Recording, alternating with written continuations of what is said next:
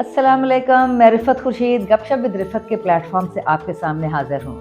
انسان کو اپنی زندگی کو سدھارنے کے لیے نہ تو عمر کی قید ہوتی ہے اور نہ ہی اس کے لیے کوئی خاص وقت مقرر ہوتا ہے۔ یہ تو صرف میرے رب کا کرم ہوتا ہے جو انسانی سوچ کے زاویے کو یکسر بدل کے رکھ دیتا ہے اور ایک عام انسان اپنی زندگی کے اصل مقصد کو پا لیتا ہے۔ وہ خود غرضی کے بھنور سے نکل کر اپنے ساتھیوں کی بہتری کے بارے میں سوچتا ہے اور یوں صلے کے طور پر اللہ تعالیٰ اس کی بہت دفعہ ایسی غیبی مدد کرتا ہے جو انسان کو ورطہ حیرت میں ڈال دیتی ہے، اور آپ یہ کہنے پر مجبور ہو جاتے ہیں فَبِأَيِّ آلَاءِ رَبِّكُمَا تُكَذِّبَانِ۔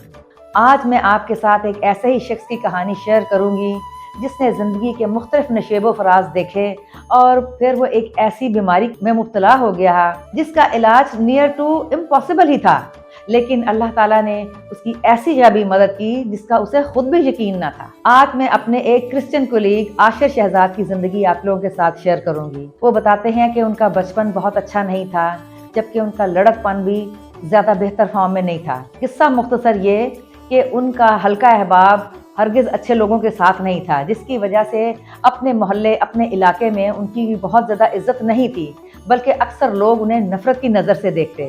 جبکہ ان کی شادی بعض مجبوریوں کی بنا پر بہت جلدی ہو گئی جب وہ جسٹ 9th کلاس میں تھے، اور وہ بتاتے ہیں کہ جب انہوں نے میٹرک کیا تو اللہ تعالیٰ نے ان کو پہلا بیٹا عطا کیا، جب انہوں نے FA کیا تو انہیں اللہ نے دوسرا بیٹا عطا کیا، اور اللہ کی کرم نوازی دیکھیے کہ جب انہوں نے گریجویشن کی تو اللہ تعالیٰ نے انہیں تیسرا بیٹا عطا کیا۔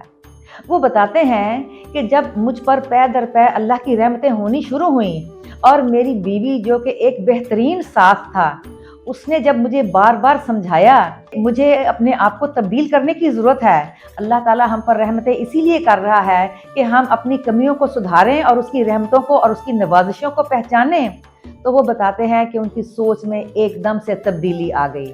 وہ خود کہتے ہیں کہ یقیناً یہ بالکل سچ ہے کہ ایک کامیاب آدمی کے پیچھے یقیناً ایک عورت کا ہاتھ ہوتا ہے۔ میری بیوی نے میری زندگی میں سدھار لانے اور مجھے ایک نئی پرسنالٹی میں ٹرانسفارم ہونے میں بہت مدد کی۔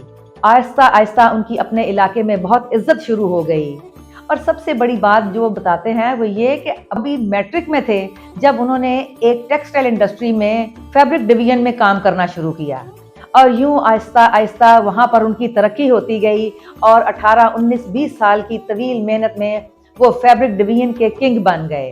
ان کی ڈیولپمنٹ کی مثالیں دور دور تک دی جاتی ہیں کیونکہ انہوں نے فیبرک ڈویژن میں بہت کمال قسم کی ڈیولپمنٹس کی تھیں۔ وقت مزید گزرا، ان کی اولاد جوان ہو گئی، ان کی اپنے محلے میں بہت زیادہ عزت اور وقار بڑھ گیا، اور آہستہ آہستہ وہ اپنے علاقے کے چیئرمین بن گئے، یہاں تک کہ ایک وقت یہ آیا کہ ان کے علاقے میں کوئی کام ان کی مرضی کے بغیر نہ ہوتا۔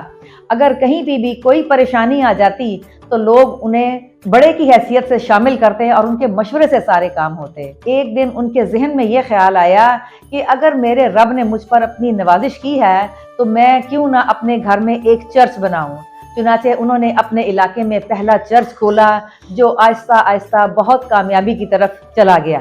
لوگ ان کے بہت معتقد ہو گئے، یہاں تک کہ ان کا شہرہ تقریباً پورے پاکستان میں پھیل گیا، اور وہ مختلف جگہوں پر تبلیغ کے لیے بھی جایا کرتے۔ دوسری طرف ان کی جاب میں بھی دن دگنی اور رات چگنی ترقی ہوتی رہی۔ ایک وقت ایسا آیا کینسر جیسی بیماری نے آن لیا۔ ان دنوں ان کا بڑا بیٹا ڈی فارمیسی کے فائنل سیمسٹرز کی طرف تھا، جبکہ دوسرا بیٹا IT میں بہت اچھے گریڈز لیے ہوئے تھا، اور تیسرا بیٹا اس وقت میٹرک میں تھا۔ اس اچانک بیماری نے انہیں بہت ذہنی پریشانی میں مبتلا کیا۔ وہ پورے پاکستان کی ٹیکسٹائل فیکٹریز میں جو آرڈر آتے وہ لوگ عاشر صاحب سے رابطہ کرتے اور انہیں اپنی ڈیولپمنٹ کے بارے میں بتاتے، جس کو عاشر صاحب اپنے پاس خود پریکٹیکلی ڈیولپ کرتے، اور ڈیولپمنٹ کے بعد کپڑا تیار کر کے ڈائنگ کر کے ریڈی فارم میں کپڑا مختلف ڈیسٹینیشنز پر پہنچایا جاتا۔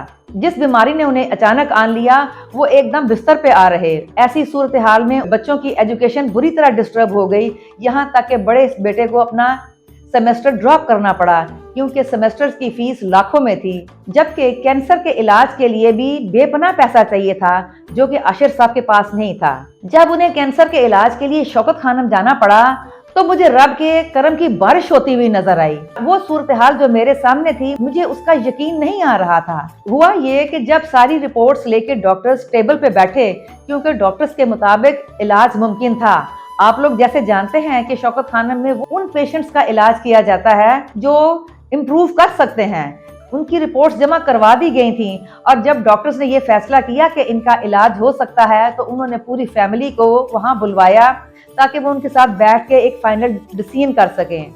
जबकि आशिर साहब बहुत परेशान थे। वो मुझे अक्सर कहते कि मिस, इलाज के लिए जितने पैसे चाहिए मेरे पास तो इतने पैसे नहीं, न जाने क्या बनेगा। बहरहाल जब वो डॉक्टर्स के पास मीटिंग के लिए बैठे तो डॉक्टर्स ने कहा कि आशिर साहब, आप बिजनेस करते हैं, आप हमें अपनी बैंक स्टेटमेंट दिखाइए ताकि हम उसके मुताबिक आपके इलाज का एस्टिमेट लगा सकें। जिस पर आशिर साहब ने कहा कि डॉक्टर साहब, मैं बिल्कुल आपको अपनी बैंक स्टेटमेंट प्रोवाइड करूंगा। मेरी बैंक स्टेटमेंट करोड़ों रुपए की है, लेकिन मैं 10 रुपए पर केजी पर काम करने वाला बंदा हूं। मेरा कमीशन उस पूरे बिजनेस में 1% है। आप मेरी इनकम का अंदाजा इससे लगा सकते हैं कि मेरा बड़ा बेटा जो कि इस वक्त बी फार्मेसी के फाइनल सेमेस्टर में है, उसे अपना सेमेस्टर ड्रॉप करना पड़ा है क्योंकि उसके सेमेस्टर के लिए 4 लाख रुपए की फीस अदा करना मेरे बस में नहीं। जिस पर एक हैरान कुन मोजज़ा हुआ कि वहां पर मौजूद पूरे पैनल्स में बैठे डॉक्टर्स ने एक दूसरे की तरफ देखा।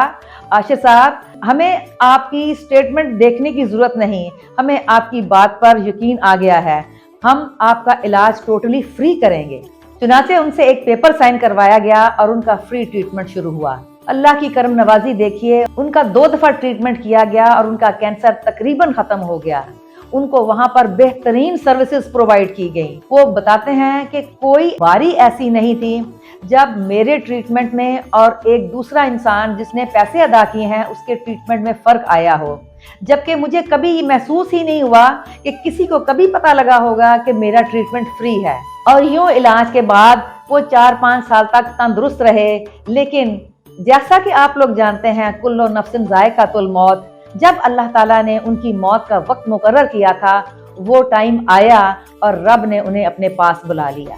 उस इंसान की जो बेहतरीन खूबी मैंने अपने ज़िंदगी में पाई कि उन्हें जब भी किसी ने नुकसान पहुंचाया, उन्होंने कभी किसी से गिला नहीं किया। वो हमेशा मुझे यही कहते कि मिस, मैं कौन सा पहले घर से लेके आया था, ये रब ने ही दिया था, रब ने ही लिए है और आगे भी अल्लाह ही अता करेगा। ज़िंदगी बेशुमार खुशियों गमियों का मजमुआ है। बाज़ औक़ात अल्लाह ताला आपको किसी परेशानी से फ़ौरन निकाल लेता है, लेकिन बाज़ इम्तिहान थोड़ा लंबा हो जाता है।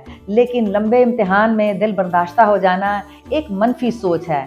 इंसान को रब पर भरोसा करना चाहिए, जिससे वो अपनी मंजिल पा लेता है। यही कुछ आशिर साहब के साथ भी हुआ कि उन्होंने रब पर भरोसा किया और अपने लिए बेहतरीन रास्ते पैदा किए। बाज़ औक़ात कुछ परेशानियां इंसान को फ़कीर बना देती हैं, लेकिन जब रब की गैबी इमदाद की बारिश होती है तो उम्मीद के दरवाजे खुल जाते हैं। इसी तरह आशिर साहब ने अपनी औलाद के लिए एक बेहतरीन तरका छोड़ा जो एक चर्च और आला तरबियत की शक्ल में है। उनकी बीमारी के दौरान अल्लाह ताला ने ऐसे वसाइल पैदा किए कि उनके और उनकी औलाद के दिल में कोई कसक बाकी ना रही। काश ऐसा होता। और अल्लाह ताला ने उनके लिए कामयाबियों और आसानियों के बेशुमार रास्ते पैदा कर दिए। मेरे चैनल गपशप विद रिफत को सब्सक्राइब कीजिए, मेरी कहानियों को शेयर और लाइक कीजिए। इंशाल्लाह अगली दफ़ा मैं किसी नए वाक़े के साथ आपके सामने आऊँगी। तब तक के लिए इजाज़त दीजिए। अल्लाह हाफ़िज़। अस्सलाम वालेकुम।